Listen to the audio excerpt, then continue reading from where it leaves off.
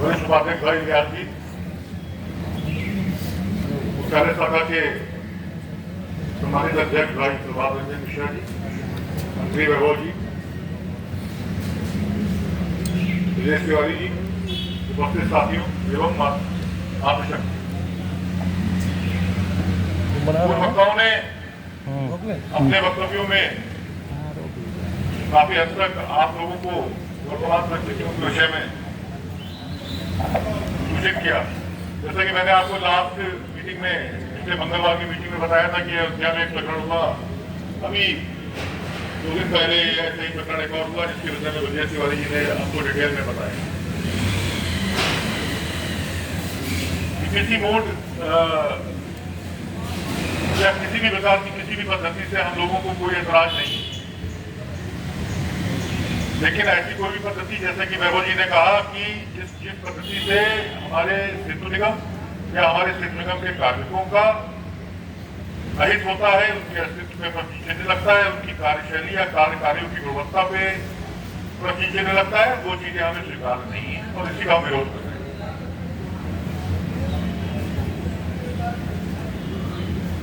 निगम के शीर्ष प्रबंधन में बैठे कुछ वरिष्ठ अधिकारियों द्वारा बिना किसी सरकारी आदेश के जो व्यवस्था स्वतः लागू कर दी गई, अभी जिसकी दूर दूर तक कहीं शासन या सरकार में कोई तो बुगाहट भी नहीं। एक प्रक्रिया बहुत सी चलती है शासन में, साथियों आप सभी अवगत हैं, आप लोग बहुत वरिष्ठ हैं, बुद्धिजीवी हैं।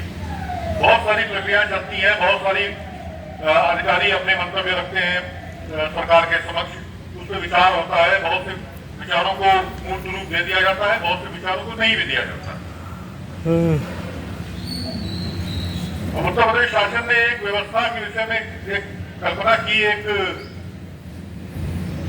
विचार लाया और प्रस्तुत किया कि सेतु निगम के 50 करोड़ से ऊपर के सेतुओं को भविष्य में ईपीसी मोड पे उठाया जाए। ये एक विचार था उनका, जिसको मूर्त रूप देने का प्रयास प्रक्रिया के अंतर्गत था। वो अभी अप्रूव्ड नहीं हुआ, वो अभी अनुमोदित नहीं हुआ सरकार द्वारा, ना ही इस विषय में किसी तरीके की कोई चिट्ठी पत्री या कोई आदेश या कोई शासनादेश इस तरह का कोई जारी किया गया है। लेकिन हमारे अभियंताओं में इतनी शीघ्रता है इस पद्धति को लागू करने की कि मतलब ईपीसी मोड, जितने भी हमारे प्रोजेक्ट आ रहे हैं वो सब ईपीसी मोड पे उठाए जाने के पूरे प्रयास किए जा रहे हैं। इसके चक्कर में मतलब डेडिकेटेड ईपीसी सेल भी बनाने की प्रक्रिया शुरू कर दी गई। यानी आपका अपना प्रबंधन खुद ही नालायक, और इसी वजह से आपकी यूनियन के शीर्ष नेतृत्व द्वारा निरंतर प्रयास किए जाने के बावजूद आपके प्रबंध निदेशक हम लोगों से नजरें नहीं मिलाना चाह रहे, वार्ता नहीं करने को तैयार, टालते हैं। अगर आप कुछ गलत नहीं कर रहे हैं, अगर आपके मन में किसी प्रकार का जोर नहीं है, किसी प्रकार की आपके अंदर गलती नहीं है, आपकी कार्यप्रणाली वही है जो होनी चाहिए नियम का, तो आपको वार्ता करने में क्या एतराज है? पिछले 1 सप्ताह से हम लोग निरंतर वार्ता का प्रयास कर रहे हैं। हम लोगों ने लिखित रूप से भी अनुरोध किया और प्रबंध निदेशक के निजी स्टाफ से भी निरंतर संपर्क में रहे। निरंतर उनसे हम लोग ये मैसेज करने के लिए कहते रहे कि प्रबंध निदेशक महोदय जैसे ही फ्री हो हम लोग वार्ता करना चाहते हैं। लेकिन प्रबंध निदेशक महोदय द्वारा अपने बहुमूल्य समय में से उनकी नजरों में शायद ये बहुत विशेष या महत्वपूर्ण बिंदु नहीं है, वार्ता करना उचित नहीं समझा गया। अभी तक वार्ता करने का उनके द्वारा समय नहीं दिया गया है। प्रबंध निदेशक महोदय हम लोगों को विवश कर रहे हैं। मैं इस मंच के माध्यम से उनको आगाह करना चाहूंगा कि यदि